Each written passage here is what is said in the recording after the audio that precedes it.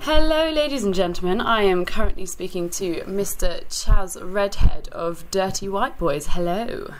Hello there. How are you? I'm doing very, very well. It's sort of all go. There's a lot of fringe prep happening, both in Bedford and beyond. So things are a little bit fast-paced at Dirty White Boy Towers. Yeah. But overall, we're very excited. Excellent. So you've got a show with us on Thursday the 28th at 7:30 p.m. What can audiences expect from your show? Oh, it's a real sort of taster menu of sketch comedy, I would say. I think there's something for everyone. Me and Jack have a very similar comic sensibility, which is why we're together, and we tend to lean more towards big and broad and dumb, but then there are a couple of moments where it goes slightly darker, but we like keeping the dark moments silly as well. So I think people will be people as well as finding it funny. Hopefully, people will have some surprises in store as well. It should be good. There's a sense of mildly organised chaos involved. Brilliant. That's the sort of thing that we're definitely very into.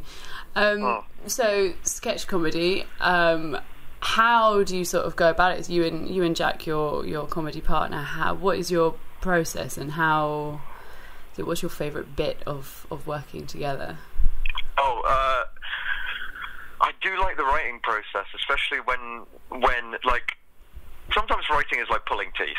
It's really, really difficult, and especially there was a moment a few months ago where we decided to pull out 3 sketches from the show. Oh no, 2, sorry.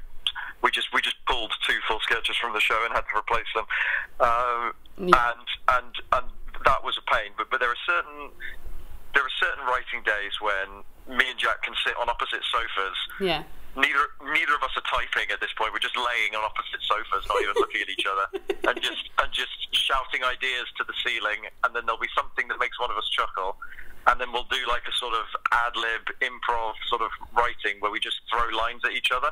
Okay. And the line that makes the other person cry with laughter, that goes in. Okay. I like the sound of that. That's sort of so a good sort of an improv way of writing. I quite enjoy that. It's cool. Yeah. We like to create a feeling of spontaneity in stuff, like even in things that we've done over and over and over again, because this show and this sort of mini tour, I can't really call it a tour. It's like 3 different fringes. It's not really a tour, but this is sort of the culmination of working on the show for 18 months. 18 months. 18 months, yeah. It's been a long time.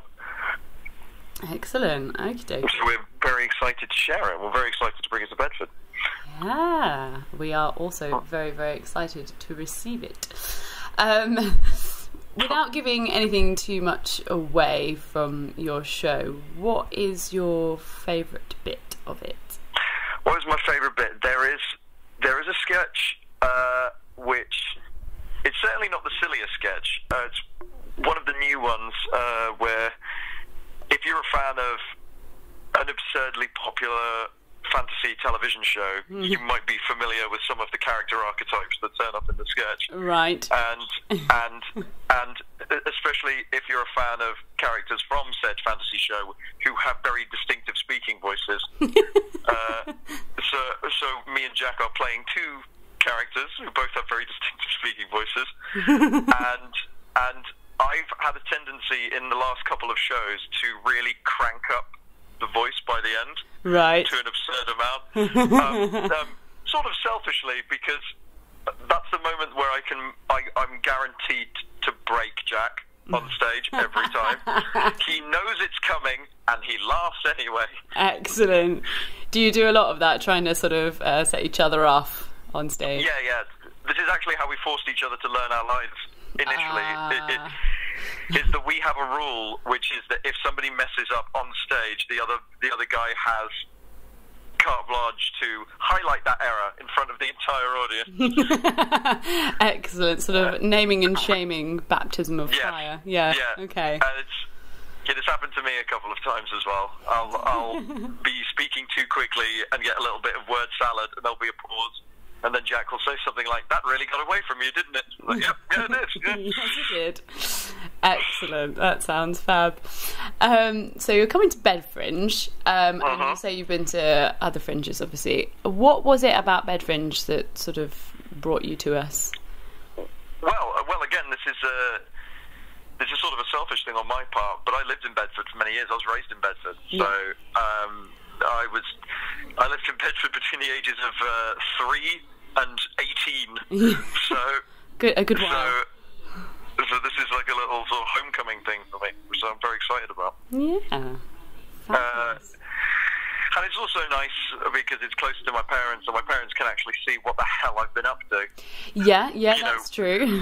How they respond to that, it's a complete mystery. But I've always been a fan of Bedfringe, like since it started, and I've never had the opportunity to do something there. I've never had a show to take there because I've always wanted to perform in it. So this is as much as I hope that we are bringing a show that people will enjoy and come to see in droves and say lovely things about, there's also a sense of like, I get to show off in my hometown. Yeah, it's always nice feeling that, isn't it?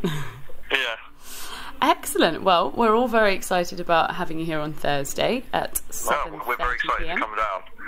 Brilliant. And we'll look forward to seeing you then. Thank you very much for speaking to us today. No worries. And you have a wonderful day and a wonderful fringe. Thank you so much. We'll see you soon. See you soon. Bye.